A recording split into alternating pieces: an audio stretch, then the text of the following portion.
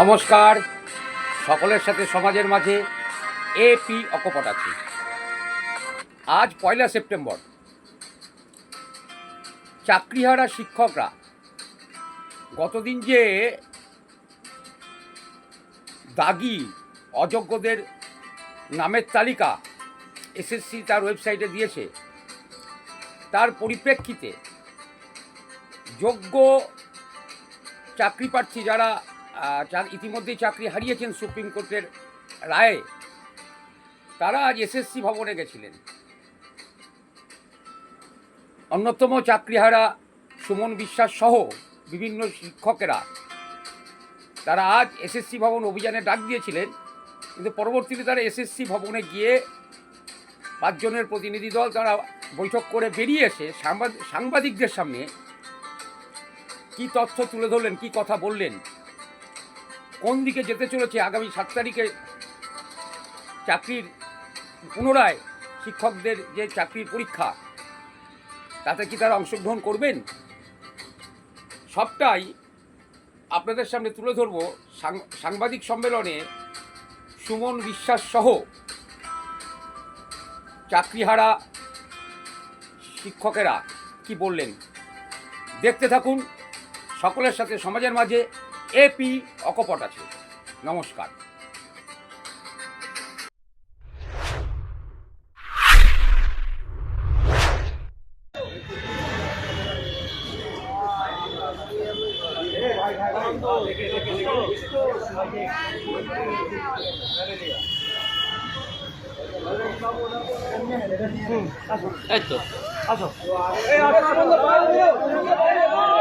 প্রায় 1 ঘন্টা অতিক্রম হয়ে গেছে।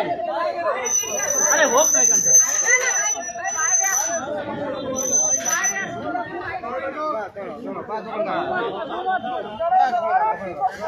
এই শুভশ্রী, আরে ওটা পরে হবে, আমি বলছি তো। এই শুভশ্রী, পরে করবেন, আসুন না, পরে করবেন, ঢুকে করে দেবেন।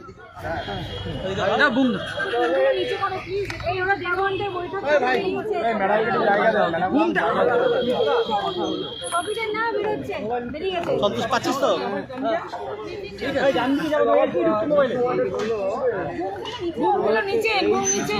নিচে করা একটু। এই চিঠি আপনারা পেয়েছেন মাননীয় কলকাতা মহামান্য হাইকোর্টের নির্দেশ অনুসারে আজকে বৈঠক হয়েছে। এখানে 4টে মূলত দাবি আছে। ছবিটা হয়েছে, এবার আমি বলছি। এই যে স্কুল সার্ভিস কমিশন, এরা চোর, চাকরি চোর, এরা নিজেরা স্বীকার করেছে। আমরা প্রথম যে দাবি করেছিলাম বা করেছি দীর্ঘদিন ধরে, যে আনটেন্টেড অর্থাৎ যোগ্য তাদের তালিকা প্রকাশ করতে হবে, অবিলম্বে প্রকাশ করতে হবে। আমরা টাইম ফ্রেম চেয়েছি, তিনি এদিক যাচ্ছেন ওদিক যাচ্ছেন, টাইম তো বলা যাবে না। আমরা বললাম যে এই, তারপরে প্রশ্ন যে ওর সাথে যে এই যে একটা পরীক্ষা নেওয়ার চেষ্টা করছে তাড়াহুড়ো করে, তখন আমি তাড়াহুড়োর ডেসক্রিপশান জিজ্ঞেস করলাম, বললাম 22শে আগস্ট ফর্ম ফিল আপ করে 2রা সেপ্টেম্বর পর্যন্ত ফর্ম ফিল আপ করা, নিয়ার অ্যাবাউট 7 ডেজ। 7 ডেজও হাসানি পরীক্ষা নিচ্ছে, এটাকে তাড়াহুড়ো বলা হয়। এই পরীক্ষা আমাদের কেন বসতে হবে? যারা তিনি আলোচনায় বলছেন, যারা বিদ্যালয়ে এই মুহূর্তে শিক্ষকরা বেতন তুলছেন, তারা প্রত্যেকে আনটেন্টেড। তাদের তালিকা 24 ঘন্টার মধ্যে আমরা দিতে বলেছি। এই তালিকা আমরা কোনো কন্ডিশন না, আমরা তো কলকাতা হাইকোর্টের মহামান্য আগেই তো বলেছি, তাদের নির্দেশে এসেছি। সুতরাং এই তালিকা পেলে আমরা সত্যি করে যেতে পারবো। এই তালিকা পেলে পরশুদিন মারা গেলে অন্তত পরিবারটা জানতে পারবে আমি কলঙ্ক মুক্ত ছিলাম। এখন তো যে অযোগ্যদের তালিকা দিচ্ছে সেটা আবার লিস্ট 1, মানে আরও বাড়তে পারে। সুতরাং মুখের কথায় কিছু হবে না, এই তালিকাটা দিতে হবে। মাননীয় চেয়ারম্যান মহোদয়কে এই তালিকাটা দিতে হবে 24 ঘন্টার মধ্যে। এই বিষয়ে আলোচনা হয়েছে, নোট করলেন। অবশ্যই উনি বলেছেন যারা বিদ্যালয়ে স্যালারি তুলছেন তারা প্রত্যেকে আনছেন। তিনি বলেছেন তাকে ডেকে আপনারা প্রেস কনফারেন্স করতে পারেন না, তাকে প্রেস কনফারেন্স সেই জন্য অনুরোধ করতে পারেন। 2 নম্বর, কিন্তু 7 তারিখ তো পরীক্ষা, হাতে তো সময় বেশি 7 নেই। তারিখে আমরা বলছি, যেহেতু মহামান্য হাইকোর্টের নির্দেশে আসছি, বারবার বলছি, ওনারা কি যোগ্যদের- যোগ্যদের সার্টিফাইড তালিকা দেবেন যোগ্যদের বলেছেন? সার্টিফাইড কপি নিয়ে সুপ্রিম কোর্টে যাওয়ার কথা বলা হয়েছে। এই সার্টিফাইড কপি না দিয়ে পরীক্ষা তো হবে না। আমাদের পরিষ্কার বক্তব্য, আমরা ভুক্তভোগী শিক্ষক বা শিক্ষাকর্মী, আমাদেরকে খেপিয়ে আগামী 7 তারিখ যদি পরীক্ষা নেয় রাজ্য সরকার, তার পরিণাম হবে ভয়াবহ। পরিষ্কার কথা, কোনো রাগঢাক নয়। অযোগ্য শিক্ষকদের তালিকা পাওয়া গেছে, যোগ্য শিক্ষকদের তালিকা দিন। আমরা রাজ্য সরকার বিধানসভায় জরুরি অধিবেশন আনুক, সমস্ত রাজনৈতিক দল মিলেমিশে এই জরুরি অবস্থার মোকাবিলা করুক। অন্যথায় আবার বলছি, যদি বেঁচে থাকি, আমাদের যোগ্য চাকরি খেয়ে নিয়েছে এই এসএসসি, এই লালবাড়িটা, এই রাজ্য সরকারের অধীনে এই লালবাড়িটা যদি পরীক্ষা নেওয়ার চেষ্টা করে, তার পরিণাম হবে ভয়াবহ। যদি বেঁচে থাকি, এই বক্তব্যটা আমি মাননীয় মুখ্যমন্ত্রী মহোদয়াকে উৎসর্গ করলাম। আপনি মানবিক হন, রাজধর্ম পালন করুন, আমাদের যোগ্যদের তালিকা দিন, এই নরক যন্ত্রণা থেকে মুক্তি দিন। নইলে বাংলার এ যুগের ক্ষুদিরামরা এখনো জীবিত আছে, এখনো মরে যায়নি। আজকের এখানে আলোচনা হতোই না, মহামান্য কলকাতা হাইকোর্ট। তাই বেশি কিছু বললাম না। কি করবেন? হ্যাঁ, কি করবেন?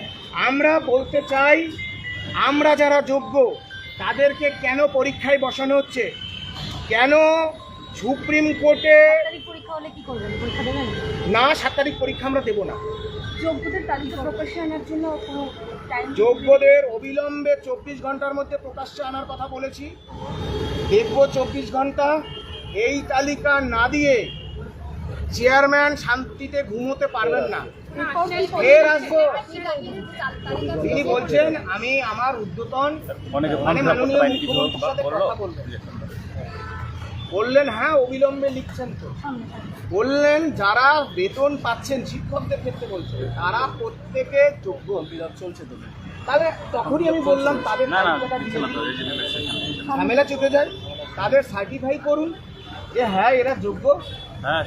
তখন তিনি মানে এদিকে এদিকে করছে, এসব করলে হবে না মাননীয় চেয়ারম্যান। আপনি যেটা বলছেন যে পরীক্ষা যদি হয় ভয়াবহ পরিণতি হবে, আপনি কি এটা বলছেন যে যোগ্য চাকরিহারারা কেউই পরীক্ষায় বসবে না? অনেকে তো বসতেও পারে পরীক্ষায়। তখন ভয়াবহ বলছি, আজকে অসুস্থ হয়ে পড়ছে। আমরা তো শান্তিপূর্ণ দিকেই শান্তিপূর্ণ আন্দোলন, প্রত্যেকে অসুস্থ হয়ে পড়ছে। যত সময় গড়াচ্ছে পরীক্ষা, এই যে 48 বছর বয়স কোথায় গেল? হ্যাঁ, 48 বছর বয়স, 52 বছর বয়স, নিজের বলছে তোমার সন্তানের সাথে পরীক্ষায় বসে। এই পরীক্ষায় যদি অকৃতকার্য হয়, এই যে মানসিক ক্ষত, এটাকে আপনারা বুঝুন, মানবিকতার দিকেই বুঝুন। এটা একটা বিশাল ক্ষত, যে আমি যদি কোনো ক্রমে না হতে পারি, তার মানে আমি অযোগ্য ছিলাম।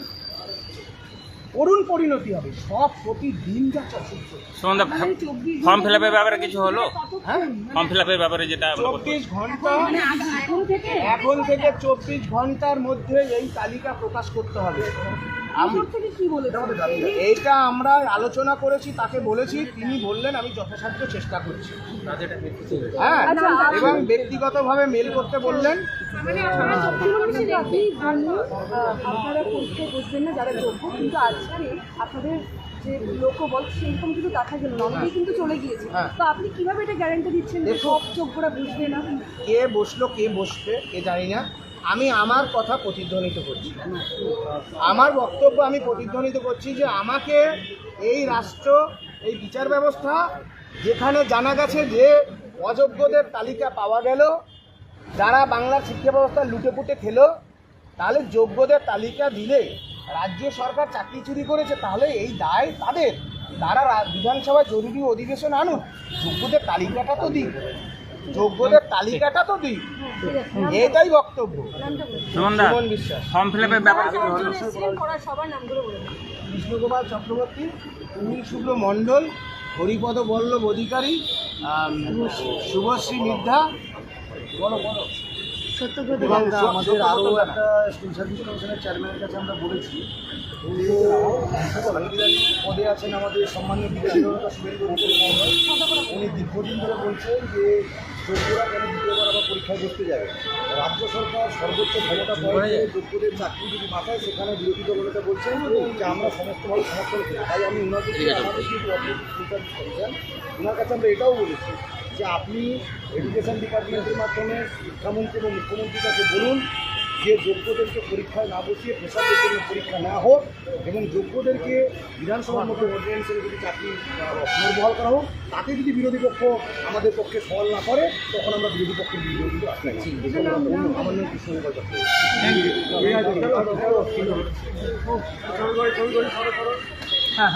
অংশের সৌজন্যে Ghosh medical, Baleshwari super market, Palpara, Nadia. অংশের সৌজন্যে Ghosh medical, Baleshwari super market, Palpara, Nadia. এই অংশের সৌজন্যে অমৃত শাড়ি মহল, 4 নম্বর টাউন প্ল্যাটফর্ম, রেল কেবিনের পাশে, শাড়ির সম্ভার।